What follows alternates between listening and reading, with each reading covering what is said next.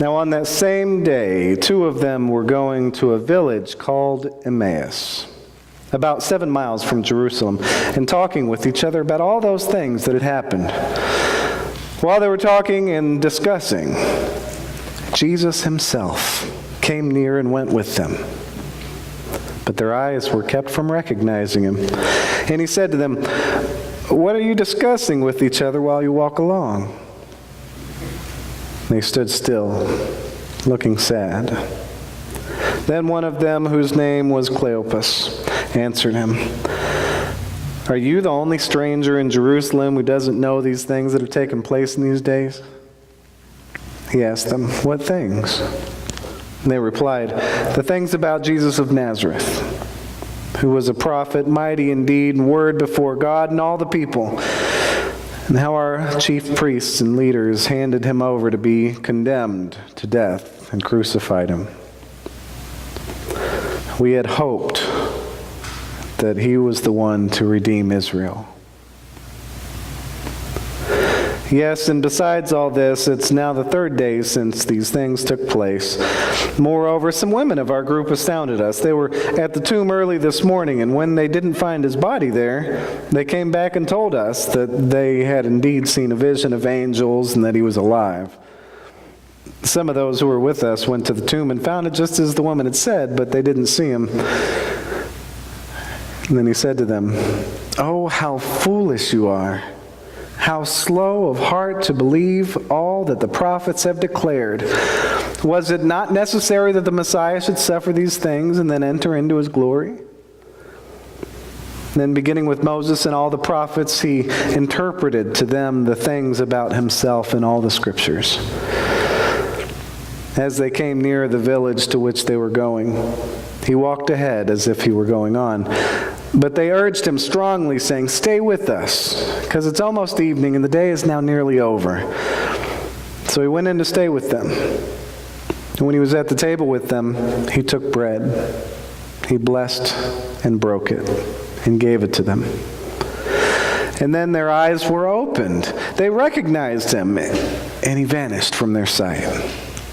They said to each other, "Were not our hearts burning within us while he was talking to us on the road, while he was opening the scriptures to us?" That same hour they got up and returned to Jerusalem. They found the 11 and their companions gathered together. They were saying, "The Lord has risen indeed, and he has appeared to Simon." Then they told what had happened on the road and how he had been made known to them in the breaking of bread. The grass withers and the flower fades, but the word of the Lord lives forever. And this is the word of the Lord. All thanks be to God.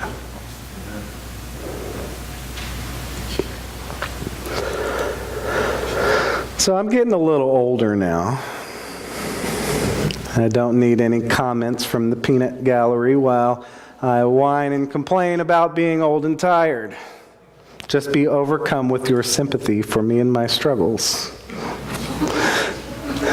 So yeah, I'm getting a little older now, and I've noticed that when I eat stuff like red sauce, my beloved pizza and lasagna and spaghetti and all that, it's started to give me heartburn. Or acid reflux or whatever it is, I don't know. It can be quite uncomfortable. And that feeling sends a message to me like, "Hey, stupid, drink some water. You can't just eat what you want anymore without some consequences." Well, as remarkable as you might find that, it's not quite the type of heartburn that we're really talking about today. More like a spiritual kind of heartburn when your heart is trying to tell you something. Although saying spiritual heartburn, it makes me think of other kinds of stuff. Like the other day, we were flipping channels, we came across this televangelist. And I don't know the guy's name. I've seen him on there. I do recognize him.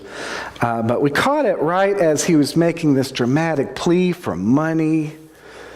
So if you want God to bless you tenfold, then send us all your money right now.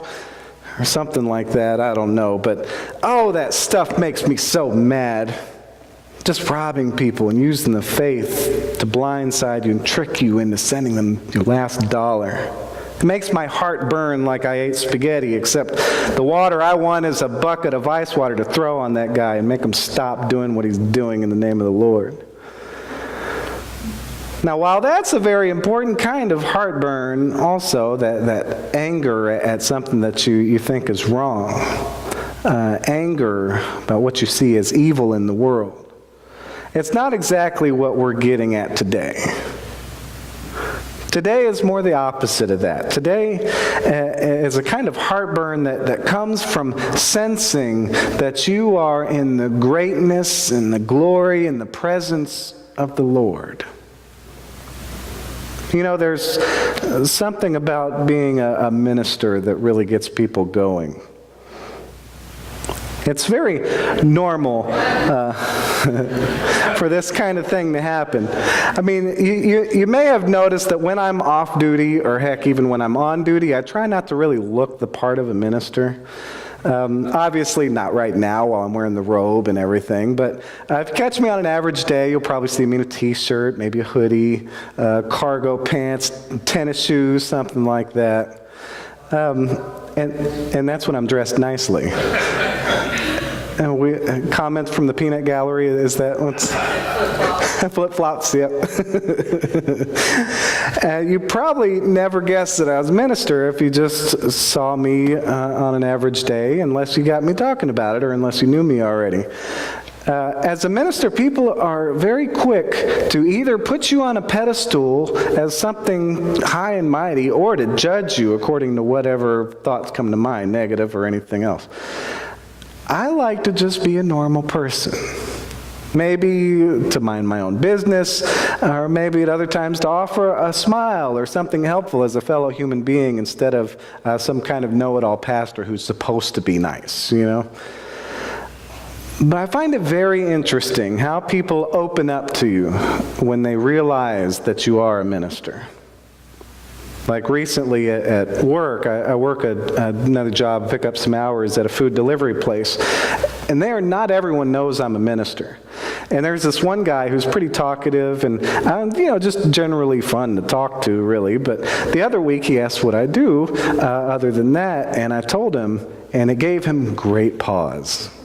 Especially when I gave him my card, because that just made everything official, had the title on it and all that stuff. And it was pretty funny about how all of a sudden he was pretty embarrassed about all those cuss words that he'd thrown around in front of me. Right away, he started opening up to me about his woes in life, which were plenty, actually. All of a sudden, in knowing I'm a minister, he had some kind of realization that he's in God's presence. His heart started burning to talk about the more important things in life. Like also recently, we went out to a baseball game with friends, and it was the same kind of thing. This guy we were out with, I met for the first time. Actually, he knew I was a minister going into it, but didn't want to let me know that. He didn't want to let on that he did know. We were just hanging out and chatting until at one point he said, I have to be honest. I already know you're a minister.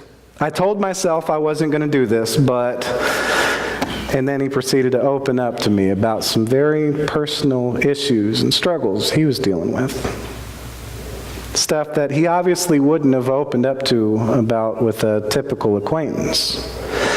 Just knowing that I was a minister brought him to realize that he was in God's presence. His heart started burning for him to open up about things that were really bothering him. Now, please don't get me wrong. You are not in God's presence just because you're around me. I don't think that by any means, or any other minister, that all of a sudden you're in God's presence because you're around that person. You are always in God's presence. The risen Christ is always with you. There's just something about being around a minister or someone else you perceive as holy that brings people to a realization that that's the case, that you're in God's presence, and all of a sudden they're there with it. I think that kind of feeling that people get when they have that realization, I think that's the kind of feeling that the disciples were getting on the road to Emmaus. They were feeling their hearts burning in this passage we're reading, but I think even more intense than anything I've described. I mean, we've all got stuff we're going through. We've all got our struggles, and sensing God's presence in the midst of that is very, very, very powerful. For them, the disciples at that point in time, in their darkness, in their grief, in their pain, their struggle was staggering. It was a big moment for them. Not only had they lost their teacher, their healer, and their dear friend on the cross, but they'd also lost their great hope for a better tomorrow. That moment of deep disappointment that they were in is so hard for us to imagine. And it glares at us through that short phrase that's mentioned in there. We had hoped that he was the one to redeem Israel. At that moment, a commentator writes about it, the thing that catches my eye in that little imperfect tense verb, we had hoped. It's something that I've heard before. I've heard families use that phrase when they were packing up things that they brought with them to the ICU. We had hoped. They say, and then they go home alone. I've heard families use this phrase when addictions return or jobs go away. That moment of deep, deep disappointment. Hope lost. That's where they were. In this deep, dark place, two of the disciples were talking as they walked that 7-mile road to Emmaus. They heard the testimony of the women who saw the empty tomb and the vision of the angels telling them what happened, but they totally dismissed it. Idle tales, they called it. What a ridiculous idea these women were talking about. Resurrection? Nonsense. What those two were discussing and analyzing along the road was the great prophet Jesus, who was handed over by the chief priests and other leaders to die, and all their hope that died with him. In the middle of that moment of deep disappointment, that dark place they were in, Jesus himself appears and joins their conversation. Jesus, totally unrecognized, was reminding them that it happened just as he said it would, and was helping them to grasp that it fit all perfectly into the scriptures and the entire faith tradition of Israel. As the risen Christ spoke to them, their hearts burned. Deep down, they knew they were in the presence of something special. They knew they were in the presence of the Lord, something they didn't realize before. They didn't realize it even then, but their heart was trying to tell them. And their conversation with Jesus really got them going. They didn't want him to leave, but invited him to stay with them. They broke bread together as Jesus gave it to them. It was in that moment of breaking bread that all their darkness and their disappointment faded away. The impossible was staring them in the face. The unbelievable had actually happened. Literally, the only thing that could possibly restore their hope had actually happened. It wasn't nonsense. It wasn't an idle tale at all. Just like that, he was gone. Right away, those two took off back to Jerusalem to tell the others the great news. Sometimes there are certain things that trigger our hearts to burn and tell us that we are in the Lord's presence. Maybe sometimes we notice it more than others. But really, we're always in the Lord's presence. And it's important for us to remember that. To look around more often. Not just when we're talking to a minister. Just like it wasn't only when Jesus was physically with his disciples. We are always in the Lord's presence. And by knowing that, we can always find our hope in the midst of our struggles, even our deepest and darkest moments. Because of the resurrection, please know that the Lord is always with you. The Lord is walking with you and talking with you and holding you close. May we pay attention to the spiritual burning in our hearts that reminds us of that. Amen.